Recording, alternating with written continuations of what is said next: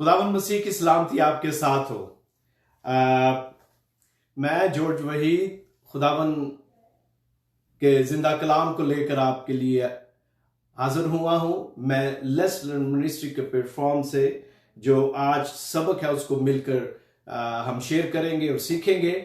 मैं आपको बताना चाहता हूं कि पिछले दिनों मैं ठीक नहीं था और जिस प्यार मोहब्बत और अकीदत का इजहार हुआ, जिस तरह खुदावंद के लोगों ने कॉल्स की, जो दूसरे मीडिया उसके जरिए कांटेक्ट किया, तो आप सबकी दुआओं का शुक्रिया। आपकी दुआओं की वजह से और खुदावंद के फजल और ईमान जो हमारा है उसकी वजह से मैं इस वक्त से तंदुरुस्ती में और आपसे मुखातब हूँ। खुदावंद यीशु की तारीफ हो। मैं आपको बताना चाहता हूं कि ये खुसूसी जो पैगाम है क्रिसमस का, मैं आपको बताना चाहता हूं ये खुसूसी पैगाम दोबारा रिपीट कर रहा हूं, इसे मिस ना करें, इससे पूरा सुने। मैं और आज आप बहुत बरकत पाएंगे खुदावंद के इस कलाम से। इस वक्त मुझे पता है पाकिस्तान में और कुछ एरियाज में इस वक्त शाम है और अमेरिका में और कुछ इलाकों में इस वक्त सुबह है। तो खुदावंद के कलाम के मुताबिक जिस जिस भी एरिया में आप हैं, खुदावंद आपको बहुत बरकत दे और आए हम मिलकर खुदावंद के कलाम में से सीखते हैं। इस वक्त मैं सबसे ज्यादा शुक्रगुजार हूं पाकिस्तान में, बल्कि पूरी दुनिया में उन सब का जो बाकायदगी से खुदावंद का कलाम सुनते हैं, लेट्स लर्न मिनिस्ट्री को सपोर्ट करते हैं, क्योंकि ये आपकी मिनिस्ट्री है, इट्स अ पब्लिक मिनिस्ट्री। और इसके साथ साथ मैं पाकिस्तान में जो हमारे लेट्स लर्न मिनिस्ट्री के डायरेक्टर हैं पैस्टर पतरस गिल, उनका शुक्रगुजार हूँ, वो सारी अरेंजमेंट्स का और सारी खिदमत का जो वो कर रहे हैं। उसके साथ फैसलाबाद में जो हम खुदावंद ने चर्च हमें दिया है पैस्टर शहजाद गिल, उनका शुक्रिया। और उसके अलावा पूरी इंटरनेशनल लेट्स लर्न मिनिस्ट्री की जो टीम है, आप सबका बहुत शुक्रिया। इसके साथ ही आए अब हम खुदावंद के कलाम की तरफ बढ़ते हैं। मेरे अजीजों, मैं आपको बताना चाहता हूं कि खुदावंद का जो कलाम है, जब कोई इसको प्रेजेंट करता है या जब हम सुनते हैं, तो ये हमारे अपने प्लान से नहीं, ये खुदावंद की मर्जी और उसके प्लान से है। इन दिनों हर तरफ पूरी दुनिया में क्रिसमस की जो है गहमा गहमी है, खूबसूरत अलबास, घरों को डेकोरेट किया जा रहा है। गिरजाघरों में, चर्चेस में, खुले क्रूसेड में हम देख रहे हैं किस तरह खुदावंद के लोग बड़ी खुशी के साथ उस मनंजी आलम की पैदाइश जो है उसको सेलिब्रेट करते हैं। तो आए थोड़ी देर के लिए हम मिलकर खुदावंद के पाक कलाम में से देखें कि खुदावंद आज इस वक्त हमारे लिए इस क्रिसमस पर क्या पैगाम देता है, क्या सबक है हमारे लिए। हम खुदावंद के जिंदा कलाम में डाइव करने से पहले आए अपने सर को झुकाएं और उससे हिदायत और रहनुमाई मांगे। खुदा कादर, मैं तेरा शुक्रगुजार हूं इस वक्त के लिए जो तूने हमें दिया।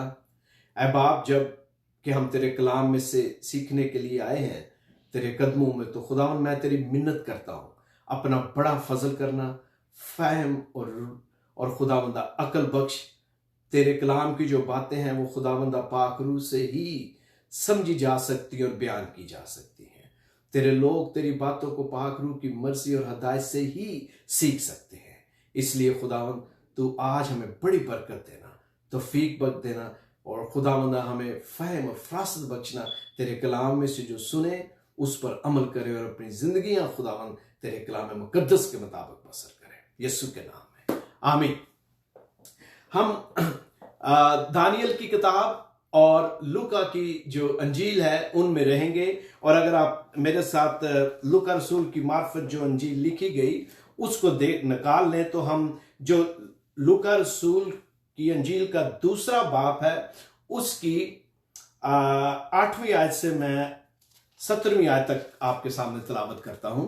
लूका रसूल की अंजील और उसके दूसरे बाप की 8वीं आयत में खुदावंद के पाक कलाम में यूं लिखा है, उसी इलाका में चरवाहे थे जो रात को मैदान में रहकर अपने गल्ला की निगहबानी कर रहे थे, और खुदावंद का फरिश्ता उनके पास आ खड़ा हुआ और खुदावंद का जलाल उनके गिर्द चमका और वो नहाए डर गए। मगर फरिश्ता ने उनसे कहा, डरो मत, क्योंकि देखो मैं तुम्हें खुशी की बिशारत देता हूं जो सारी उम्मत के वास्ते होगी कि दाऊद के शहर में तुम्हारे लिए एक मुनज्जी पैदा हुआ है, यानी मसीह खुदावन। 12वीं आयत, और इसका तुम्हारे लिए ये निशान है कि तुम एक बच्चा को कपड़े में लिपटा और चरनी में पड़ा हुआ पाओगे, और यकायक उस फरिश्ता के साथ आसमानी लश्कर की एक गिरोह खुदा की हमद करती और ये कहती हुई जाहिर हुई कि आलम बाला पर खुदा की तमजीद हो और जमीन पर उन आदमियों में जिनसे वो राजी है सुलह। जब फरिश्ते उनके पास आसमान पर चले गए तो ऐसा हुआ कि चरवाहों ने आपस में कहा कि आओ बैतलहम तक चलें और ये बात जो हुई है और जिसकी खुदावन ने हमको खबर दी है देखें। 16वीं आयत, बस उन्होंने जल्दी से जाकर मरियम और यूसुफ को देखा और उस बच्चा को चरनी में पड़ा पाया। और 17वीं आयत है, और उन्होंने देखकर वो बात जो उस लड़के के हक में उनसे कही गई थी मशहूर की। खुदावंद की बरकत उसके कलाम के पढ़े और सुने जाने पर हो, आमीन। जैसा कि मैंने कहा कि हम दानियल और मत्ती में रहेंगे, लिहाजा अगर आपके पास खुदावंद का पाक कलाम है तो उसे खोल कर रखें। मेरे अजीजों, जैसा कि हम जानते हैं कलाम मुकद्दस में हर बात जो लिखी गई वो खुदावंद की मर्जी से लिखी गई है, और जो भी इंसानी तारीख में वाकयात होते हैं, हुए हैं, होंगे, वो खुदावंद की मर्जी से हैं। लिहाजा खुदावंद यीशु मसीह की पैदाइश जो है वो भी जो कैलेंडर, जो तारीख है उसके ऐन मुताबिक हुई। जो वाकयात और जो इवेंट्स जो थे जो मसीह की पैदाइश से पहले, पैदाइश के वक्त और आज और हमेशा जब तक खुदावंद दोबारा नहीं आता वकूअ पजीर होते हैं, ये सब उसके कंट्रोल में है। हम जब लूका की इंजील को देखते हैं तो यहां जो दूसरे बाब की जो पहली आयत है, ये चंद ऊपर वाली आयत जो मैंने वो हिस्सा नहीं पढ़ा, लेकिन वहां पर हम चंद नाम देखते हैं। कैसर ऑगस्टस, सूर्या या शाम का जो हाकिम है जिसके ऐद में इसम नवीसी होती है कुरनीस, उसका लिखा है। दाऊद के बारे में जिक्र है, यूसुफ के बारे में जिक्र है, बैतलहम शहर के बारे में, यूदिया के बारे में।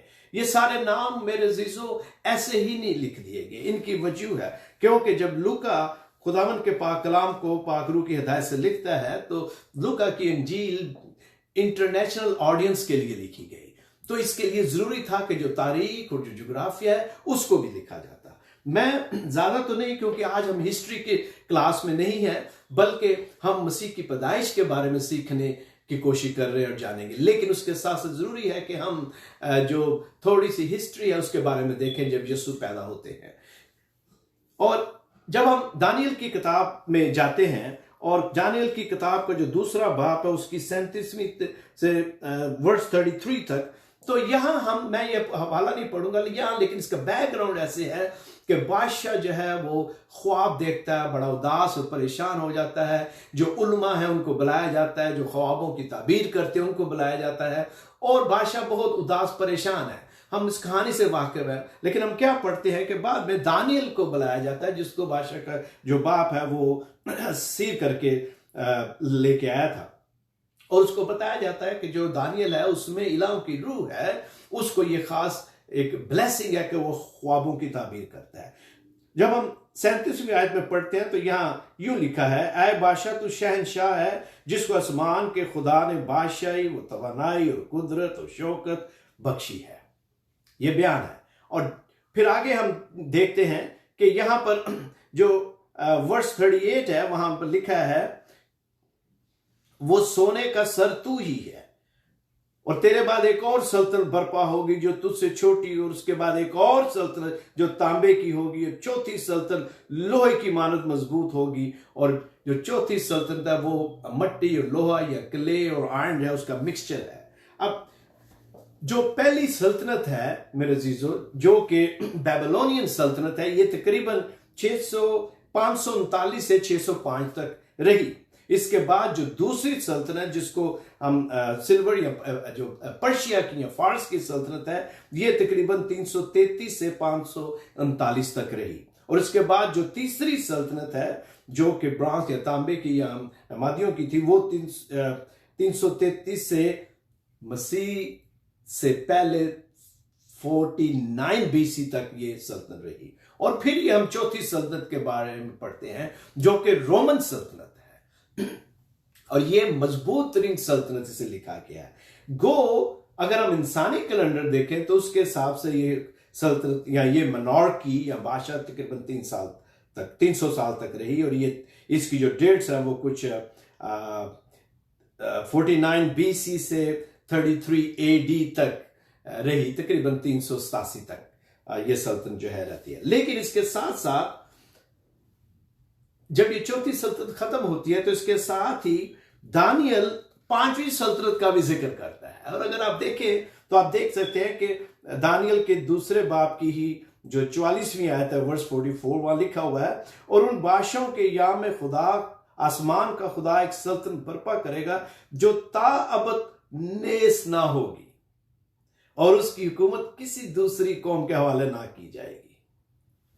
मेरे अजीजों, हम मसीह की पैदाइश को सेलिब्रेट कर रहे हैं, लेकिन ये कितने इत्मीनान और तसल्ली की बात है कि मसीह जो है उसकी सल्तनत या 5वीं सल्तनत तारीख के हिसाब से 33वीं ईस्वी में कायम हो गई, और अब तक और हमेशा रहेगी। लिहाजा जब आप ईमान की बात करते हैं कि किस पर आप ईमान रखते हैं, तो कितने ही इत्मीनान और तसल्ली की बात है कि खुदा दानियल को कहता है फिक्र ना कर, क्योंकि दाऊद के तख्त पर कभी बादशाह की कमी ना होगी, और वो जो 5वीं सल्तनत है इट्स इन एग्जिस्टेंस और हमेशा रहेगी, और ये सल्तनत है खुदावंद यीशु मसीह की।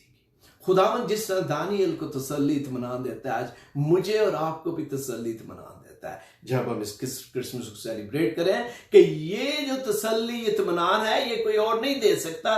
खुदावंद के कलाम के मुताबिक ही इज द किंग, कोई और सल्तनत जो है वो नहीं है, सिर्फ उसी की सल्तनत है। तो इसलिए ये बहुत जरूरी है कि सबसे पहले तो हम ये जाने कि वो चट्टान जिस पर हमारा ईमान है उसकी क्या मजबूती है। तो खुदावन का बड़ा शुक्र हो कि वो तसल्ली इत्मीनान खुदावन दानियल को भी देता है और मुझे और आपको भी। कलाम के मुताबिक अब ये बात तो क्लियर होगी तसल्ली इत्मीनान की, हमारा खुदावन हमेशा तक हुकूमत करता है। अब आए जरा लूका की तरफ वापस जाते हैं, लूका 2 बाब। अब जब हम लूका 2 बाब की तरफ जाते हैं तो यहां जो आयात हैं इनको मैं ब्रेक डाउन करके आपके लिए और आप अपने लिए पेश करूंगा, तो मेरे साथ रहें। यहां अब क्या हो रहा है हम देखते हैं लूका 2 बाब में। सबसे पहले 8वीं आयत में जो हमने बात की वो ये थी कि रात को चरवाहे जो थे वो अपने गल्ला की निगहबानी कर रहे थे। ये जो चरवाहे थे जो कि यहूदी थे मेरे अजीजों, ये इनके पास अपने जानवर भी थे और इसके साथ साथ ये दूसरों के जो जानवर हैं उनकी भी हिफाजत करते थे और संभालते थे। They were employed by some other rich people, जो अमीर लोग थे उनके जानवरों को ये संभालते थे। तो ये अपने जानवरों को भी संभालते थे, साथ साथ ये एम्प्लॉयमेंट में भी थे। और ये जो लोग थे ये वो तबका या ग्रोह है सोसाइटी का जिसको कोई इतनी रिस्पेक्ट इज्जत नहीं देते थे। ना तो वो उल्मा और पढ़े लिखों में आते थे और ना ही उनको किसी और तरह की जिम्मेदारी जो है वो दी जाती थी, क्योंकि वो समझते थे कि जानवरों को चराना और संभालना ही इजी काम है। और ये लोग इस तरह इनका सेटअप, इनकी सोसाइटी में इनका इल्म ऐसा नहीं है कि इनको क्या किया जाए, वो अहमियत और इज्जत दी जाए जैसे दूसरे लोग। लेकिन खुदा जो है वो दिलों को देखता है, वो दुनिया का जो स्टेटस है उस पर गौर नहीं करता। और अब ये लोग जो हैं थके हुए चरवाहे, रात का टाइम है, यकीनन वो अपने पूरे दिन की जो एक्टिविटीज हैं उन पर बात कर रहे होंगे, उनका दिन कैसे गुजरा और सारी दूसरी गपशप, हो सकता है अपने खानदानों के बारे में बात करें। और यकायक मतलब एकदम एक शोर होता है, एकदम एक अजीब सी रोशनी है, ऐसी रोशनी जो दिन से भी ज्यादा चीजों को साफ आपको उसमें नजर आती है। ऐसी रोशनी, ऐसा जलाल, ऐसी लाइट जो उन्होंने पहले नहीं देखी थी, उनके गिर्द जो है चमकती है। और खुदावंद ने फरिश्तों को ही चरवाहों को ही क्यों चुना? जब हम कलाम मुकद्दस में देखते हैं मेरे अजीजों, तो हमें पता चलता है कि हमारे जो ईमान में जो हमारे बाओ अजदाद हैं वो ज्यादातर भेड़ें ही चराते थे। मूसा को देख लें, इब्राहिम को देख लें, याकूब को देख लें, दाऊद को देख लें। इसकी एक वजह है, जिस तरह चरवाहा जो है वो अपने जानवरों की हिफाजत करता है, उन्हें संभालता है कि वो भेड़ें भटक ना जाए, इसी तरह यीशु अपने आप को एक बरा की शक्ल में पेश करता है। वो बरा जो अपनी भेड़ों के लिए अपनी जान देता है। जिस तरह भेड़ें उसकी आवाज सुनती हैं, अपने चरवाहों की आवाज सुनती, इस तरह जो उसकी भेड़ें उसकी आवाज सुनती हैं। और ये एक खास वजह है क्यों खुदावंद यीशु अपने आप को बरा की शक्ल में पेश करते हैं। और क्या लिखा है कि खुदा का नूर उनके चौगिर्द चमका। और फरिश्ता उन्हें क्या कहता है, अगर आप देखें तो यहां लिखा हुआ है कि आज दाऊद के शहर में तुम्हारे लिए एक मुनज्जी पैदा हुआ है। अब सवाल यह है कि यरूशलेम में नहीं या किसी और जगह नहीं, क्योंकि यरूशलेम जो है वो ताकत और पावर का सिंबल था, वहां बादशाह रहता था। लेकिन बैतलहम जो एक छोटा सा शहर है जिसका मतलब है रोटी का घर, उसको खुदावन यीशु ने इसलिए चुना क्योंकि वो रोटी है जो आसमान से उतरी और वो हमारी रूहानी जो भूख है उसको मिटाने के लिए आती है। इसलिए बैतलहम के बारे में मीका में एक पेशन गोई भी है कि तू छोटा नहीं है, तू यहूदिया इस्राएल के हाकिमों में बेशक तू छोटा, लेकिन तुझसे एक सरदार निकलेगा। अब 13वीं और 14वीं जो आयत है उसकी तरफ हम चलते हैं, और ये बड़ी गौर तलब आयात है, लिहाजा गौर से मैं इनको पढ़ता हूं, आप इन्हें सुने। 13वीं आयत में लिखा है, और यकायक उस फरिश्ता के साथ आसमानी लश्कर के एक गिरोह खुदा की हमद करती और ये कहती हुई जाहिर हुई। ये 13वीं आयत है, गौर से सुने। अब सवाल ये है कि यहां पर लिखा है कि आसमानी लश्कर की एक गिरोह, इसका मतलब है कि एक पूरा लश्कर है।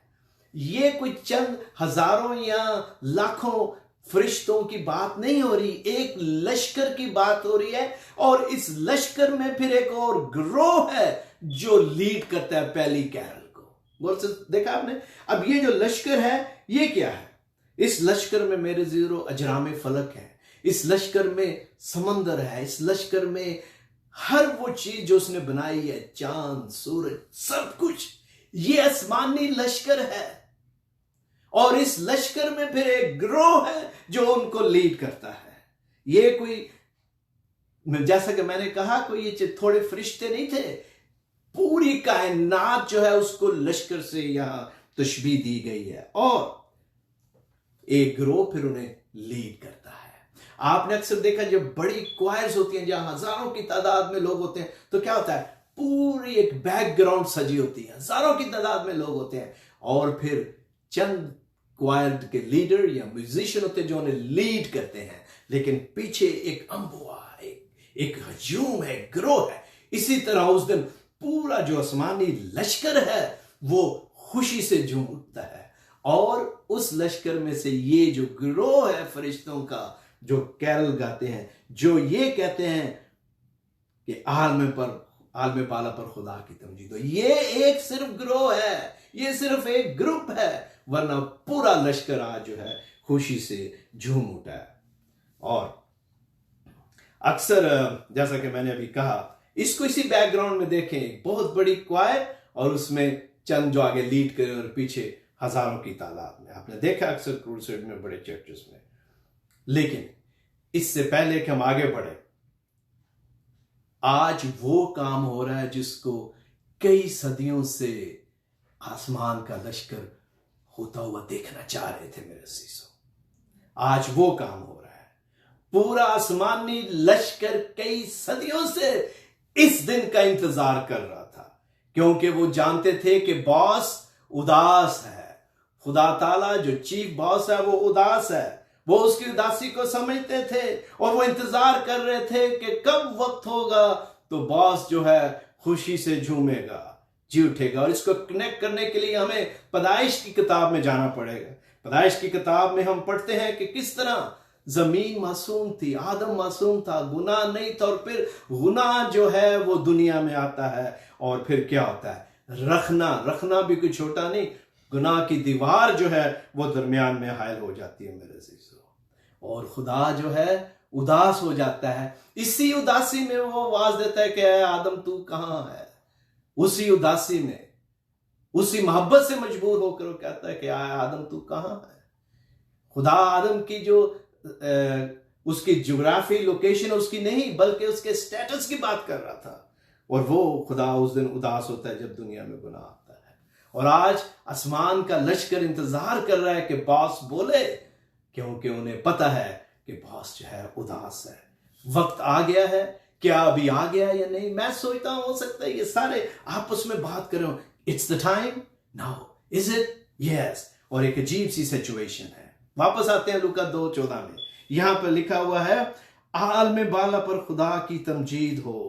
पहला हिस्सा पढ़ रहा हूं मैं।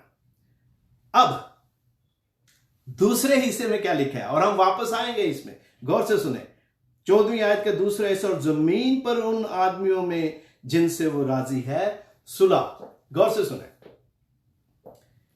लड़ाई और सुलह, अमन और हालते जंग, हम अक्सर इन इस्तिलाहात को पढ़ते हैं, सुनते हैं। जब भी दो फरीक आपस में राजी नहीं होते, वो किसी बात पर मुत्तफिक नहीं है, उनके दरमियान इख्तलाफात हैं, उससे हालते जंग कहते हैं। अक्सर ये होता है कि जब हम अमन और जंग की बात करते तो लोगों के ज़हन में जो जंग है मुल्कों के दरमियान या वॉर, लोगों के ज़हन में वो बात आ जाती है। हाँ, वो भी एक इस्लाह है, एक उसको हम इस्तेमाल कर सकते हैं, लेकिन यहां जो हालते जंग है वो मेरे अजीजों रूहानी हालते जंग की बात की जा रही है। और क्या होता है जब दो फरीक में जंग होती है तो क्या होता है, या तो एक फरीक जान देने तक लड़ेगा या उसको सुलह करनी पड़ेगी, और ये ज्यादातर जो कमजोर फरीक होता है, जो वीक पार्टी होती है, वो करती है।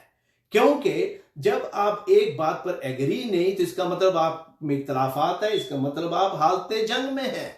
लिहाजा यहां पर यही बात हुई कि तीसरे बाप में जब अमन और सुलह थी, वहां गुनाह आने की वजह से क्या हो गया, इंसान और खुदा के दरमियान दीवार आ गई और वो हालते जंग में चले गए। शैतान ने खुदा के खिलाफ ऐलाने जंग किया जब उसने आदम और हवा को गुनाह से, उस फल से इंट्रोड्यूस किया। अब क्या होता है, जब दो फरीक में इख्तलाफात होते हैं तो एक फरीक आगे बढ़ता है, और 100% टाइम जो कमजोर फरीक है वो कभी भी आगे नहीं बढ़ता। हमेशा जो कमजोर फरीक है वो ही सोचता है कि किस तरह सुलह की जाए ताकि अमन हो। लेकिन यहां पर इस सिचुएशन में कमजोर फरीक जो है वो कुछ भी नहीं कर सकता, वो चाहे जो भी करे, लेकिन वो इस हालत में है, इस सिचुएशन में है कि वो अपनी मर्जी से सुलह का जो एग्रीमेंट है उसको तैयार नहीं कर सकता। और यहां यही मेरे अजीजों जो बात हुई। लेकिन जो यहां पर स्ट्रॉन्गर पार्टी है, यानी कि खुदा उस पर जो कमजोर पार्टी है आदम, उसको उस पर तरस आता है। यहां पर बिल्कुल जो स्टैंडर्ड है वो चेंज हो जाता है। बजाय इसके कि कमजोर पार्टी आगे हाथ बढ़ाए, यहां पर जो पावरफुल पार्टी है, जो इन कंट्रोल है, वो सुलह के लिए आगे हाथ बढ़ाती है। और फिर क्या होता है, खुदा को आदम पर तरस आता है, उसको उसकी हालत पर प्यार आता है, और उसे पता है कि वो किसी भी तरह अपने तौर पर सुलह के इस एग्रीमेंट में शामिल नहीं हो सकता। लिहाजा मैं सोच रहा था, आप में से बहुत सारे ऐसे हैं जिन्हें पता है कि जब प्रेसिडेंट रेगन, अमेरिका के सदर रेगन, और रशियन प्रेसिडेंट उस वक्त के जो सोवियत यूनियन प्रेसिडेंट थे गोर्बाचोव, जब वो जर्मन में थे, और वो वक्त आ गया जब प्रेसिडेंट रेगन ने वो फेमस जो कोड है वो कहा, और उन्होंने कहा, क्योंकि जर्मन दो हिस्सों में जंग के बाद मुनक्कस हो गया था, जरूरत था कि उन्हें इकट्ठा किया जाए। तो प्रेसिडेंट रेगन कहते हैं प्रेसिडेंट गोर्बाचोव को कि mister president tear down that wall, वो जो दीवार मगरबी और मशरकी जर्मनी के दरमियान में थी, प्रेसिडेंट रेगन कहते हैं कि इस दीवार को गिरा दो। और मैं समझता हूं मेरे अजीजों, मैं सोच रहा था कि वो आसमानी लश्कर जो है वो कह रहा है कमान बॉस कमान। और खुदा कादरे मुतलिक अपने बेटे को, यीशु को कहता है कि जा बेटा और उस दीवार को गिरा दे, वो जो गुनाह की दीवार है उसको तू गिरा दे। ओह थैंक यू गॉड, खुदावन का शुक्र हो कि अपने बेटे को आज भेजता है कि जाके गुनाह की उस दीवार को गिराए जो शैतान ने गुनाह करवाकर, ऐलाने जंग करवाकर इंसान और खुदा के दरमियान हाल कर दी थी। ये मैं सोच रहा हूं कि उस दिन ये बात हो रही थी कि खुदा कहता अपने बेटे को जाओ, और आसमानी लश्कर खुशी से झूम उठता है कि फाइनली वो वक्त आ गया है, फाइनली वो वक्त आ गया। बॉस इज हैप्पी क्योंकि खुदा अपने बेटे आदम की निजात का इंतजाम कर रहा है। खुदा सुलह के जो एग्रीमेंट है उसे तैयार कर रहा है, और फिर सारी कायनात खुशी से झूम उठती है। आलम बाला पर खुदा की तमजीद हो, पूरा आसमानी लश्कर उस लीड ग्रुप के साथ खुशी से झूम उठता है, क्योंकि आज खुदा ने वो काम किया जिसका कई सदियों से पूरा आसमानी लश्कर और अंबिया इकराम और वो जो उसके पास जा चुके हैं इंतजार कर रहे थे मेरे अज़ीज़ों। और फिर हम क्या पढ़ते हैं आगे, खुदावन के कलाम में लिखा है कि आलम बाला पर खुदा की तमजीद हो। अभी सिर्फ खुदा की तमजीद आलम बाला के बारे में हम पढ़ रहे हैं। अब हम आगे चलते हैं कि जो आयत का दूसरा हिस्सा है उसके बारे में क्या है, उसमें क्या सबक है मेरे और आपके लिए आज। खुदावंद का शुक्र हो, थैंक यू वेरी मच। हम जल्दी से खत्म करेंगे, ज्यादा टाइम नहीं आपका लेंगे।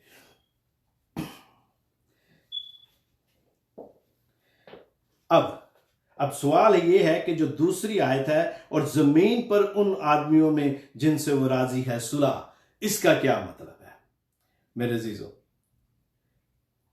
जब खुदा ये कह देता अपने बेटे को कि जा उस दीवार को गिरा, खुशी हो रही है, आसमानी लश्कर जो है वो खुशी के साथ झूम उठ रहा है, और कैरल सिंगिंग जो है पहली वो वजूद में आती है। लेकिन अब गौर तरफ जो बात है वो ये है कि जहां दुनिया की तारीख लिखी जा रही है, दुनिया की तारीख और हिस्ट्री में अहम तरीन वाकया हो रहा है, उसके बारे में बताया किसको जा रहा है। हम पढ़ते हैं कि फरिश्ते जो चरवाहे हैं उन्हें बताया जा रहा है, और इसके साथ साथ मत्ती की इंजील में हम मजूसियों के बारे में पढ़ते हैं कि उन्हें बताया जा रहा है। अब इतना बड़ा वाकया, इतना अहम वाकया हो रहा है हिस्ट्री में, और जो शरीयत के आलम और फाजल हैं, उलमा दीन हैं, उनको खबर ही नहीं, उन्हें बताया ही नहीं जा रहा। बादशाह पैदा हुआ है और जो शाही फैमिली है, खानदान, उसे पता नहीं। इसकी वजह यह है मेरे अजीजों कि जो चरवाहे हैं उनको खुदा, चरवाहे यहूदी हैं, खुदा घर वालों को बताता है उनकी हलीमी और फरोतनी की वजह से, क्योंकि वो दुख और करब में जी रहे हैं। खुदा ने उलमा दीन को नहीं बुलाया, ना उन बड़े पैस्टर्स को, ना बड़े लीडर्स को जो बड़ी आरामदेह जिंदगी गुजार रहे हैं, बल्कि वो चरवाहों को बताता है, उनसे शेयर करता है। और इसके साथ साथ मजूसियों को, जो जेंटाइल हैं, गैर कौम वाले हैं, उनको बताता है ताकि मोहर हो जाए कि यीशु ही निजात दहिंदा है। वो यहूदियों का भी निजात दहिंदा है और सारी दुनिया का निजात दहिंदा है, ताकि कोई उज़र ना रहे कि यीशु तो शायद यहूदियों के लिए आया है। नहीं, दोनों फरीक को शामिल कर लेता है, घर वालों को भी और बाहर वालों को भी, ज्यू एंड जेंटाइल दोनों ग्रुप्स को बताया जाता है। और उसके साथ साथ खुदावन मजूसियों के जरिए इस खुशखबरी के पैगाम को पहले से ही वहां पहुंचा देता है, ताकि जब वक्त पूरा होता है, जब उसके शागिर्द सब लेके जाते हैं खुदा के कलाम को, तो मट्टी पहले से नरम हो चुकी थी उन ममालिक में।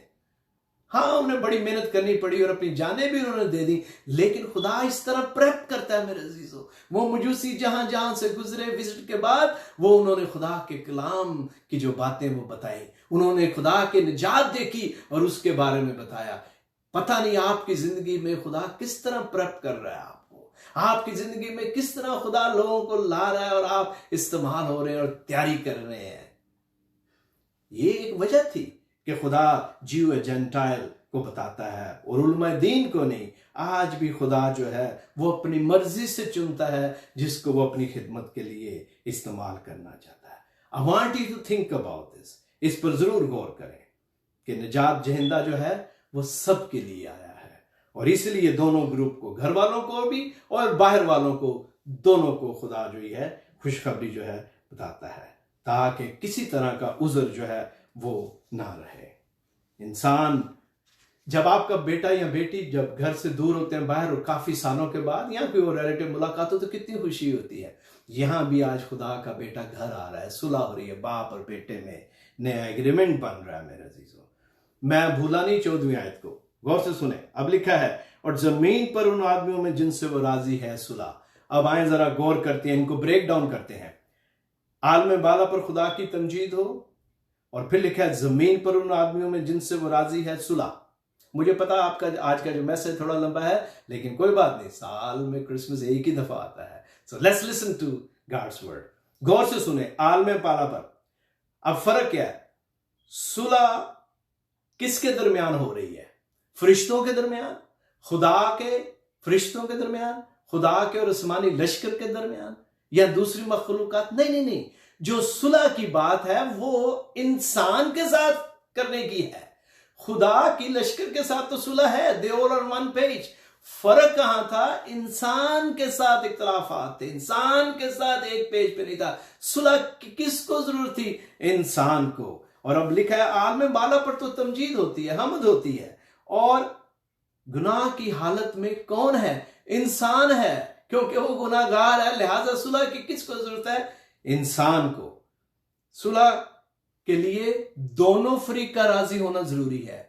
अब आ जाते हैं टेक्निकल बात पर। सुलह के लिए दोनों जो फरीक है उनका राजी होना जरूरी है। मतलब जब तक दोनों फरीक इस बात पर राजी नहीं, सुलह कैसे हो सकती है? आप एक एग्रीमेंट तैयार करें, उस एग्रीमेंट को लिखें, तो दोनों को पढ़ना पड़ता है और साइन करना पड़ता है। इसका मतलब है वी एग्री, आमीन, हम एग्री करते हैं। यहां जो फरीक है, बड़ी पार्टी खुदा, वो ये एग्रीमेंट तैयार करके कहता है हियर इट इज, ये एग्रीमेंट है, इसको पढ़।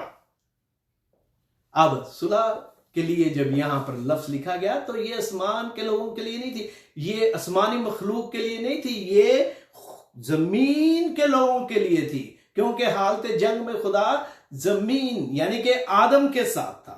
तो अब दोनों फरीक जो एग्रीमेंट है उसको देखते हैं। अब एग्रीमेंट क्या है मेरे चीजों? जब एग्रीमेंट लिखा जाता है आप उसे पढ़ते हैं, आप साइन करते हैं, इसका मतलब है आप एग्री करते हैं कि जो लिखा गया इस पर अमल होगा।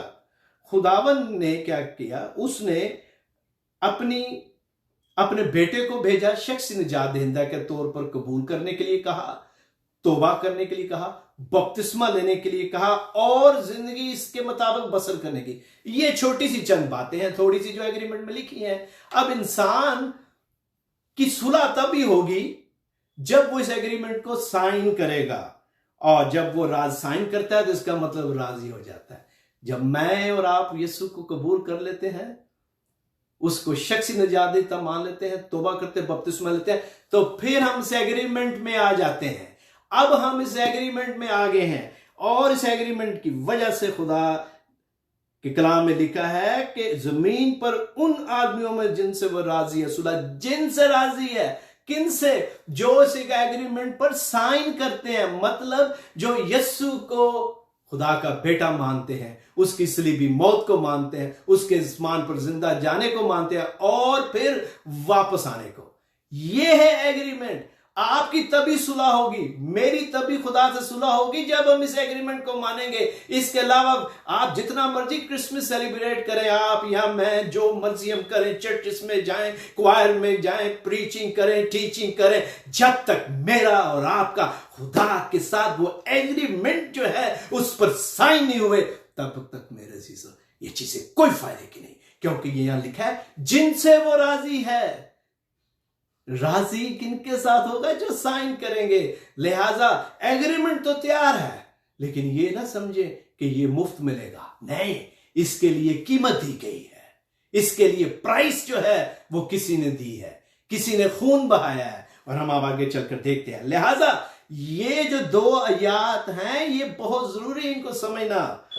तमजीद और लड़ाई और सुलह और एग्रीमेंट, और जिनसे वो राजी है। राजी किन से होगा? यहां पे जो इलेक्ट की डॉक्ट्रिन है उसको आप कह सकते हैं जिनसे वो राजी, जिनसे वो खुश है मेरे अजीजों, तभी सुलह और अमन की बात जो है होगी। वरना आदमियों में जिनसे वो राजी हैं, इसका मतलब क्या हो? इसका मतलब यही है जो उस एग्रीमेंट में शामिल हो जाते हैं उनसे वो राजी है। और फिर उनके दरमियान सुलह, जब एग्रीमेंट को साइन किया जाता है अमन और इत्मीनान हो जाता है। जब मैं और आप खुदावन का ये जो एग्रीमेंट है कलाम मुकद्दस, इसको पढ़ते हैं, इस पर अमल करते हैं, यीशु के नाम पर तौबा का बपतिस्मा लेते हैं, नई जिंदगी जो शुरू करते हैं मेरे अजीजों, हम एग्रीमेंट में शामिल हो गए, वो हमसे राजी हो गया और फिर हमारी सुलह हो गई खुदावन के साथ। लिहाजा वापस आते हैं, और अब मैं ज़रा 5 मिनट और आपके लूंगा।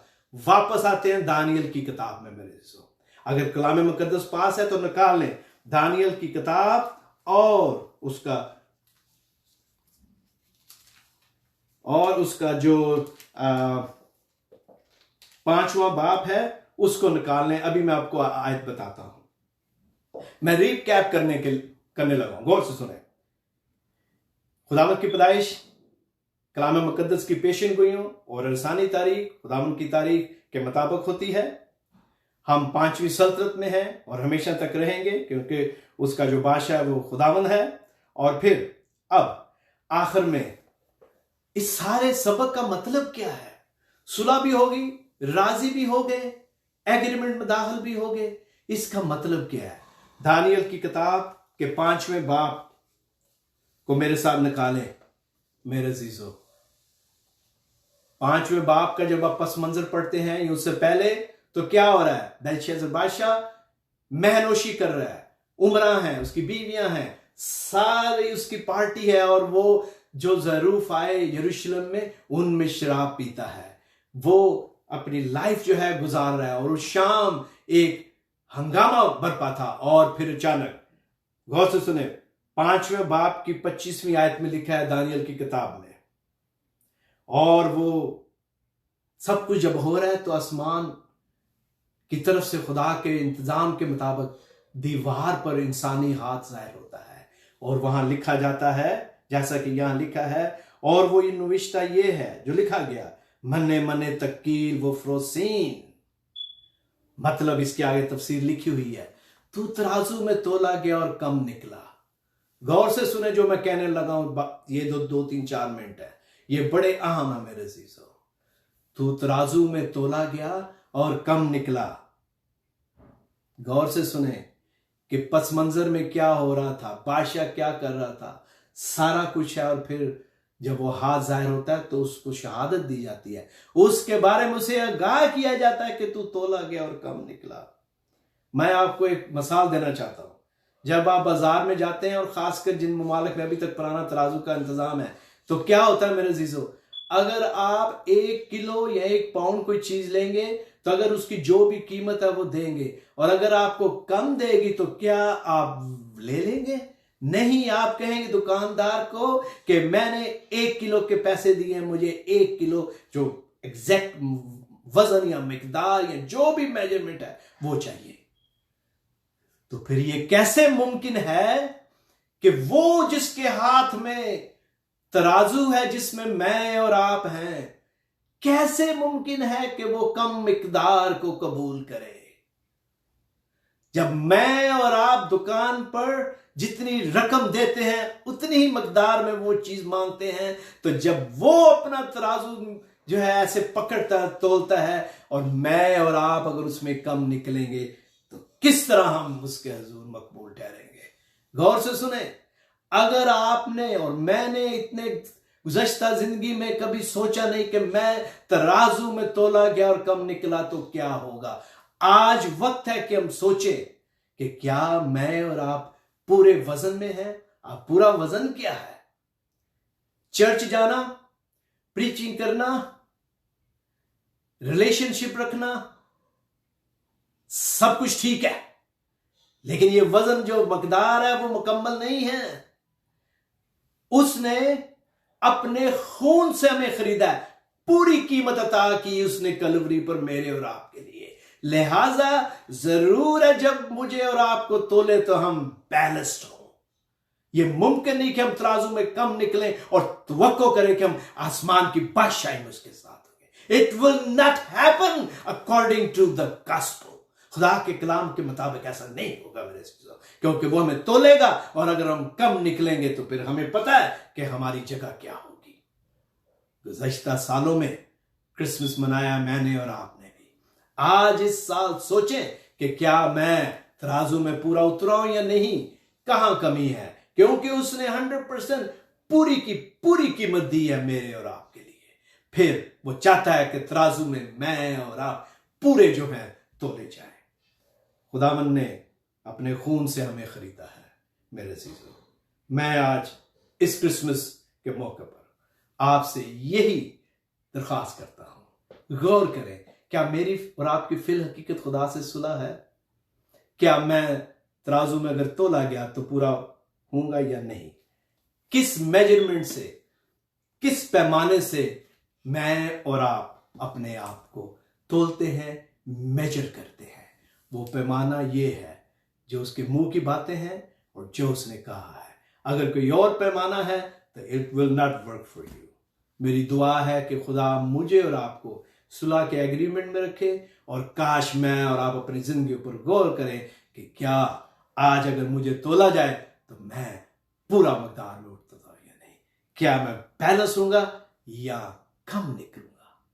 आई leave this question with you.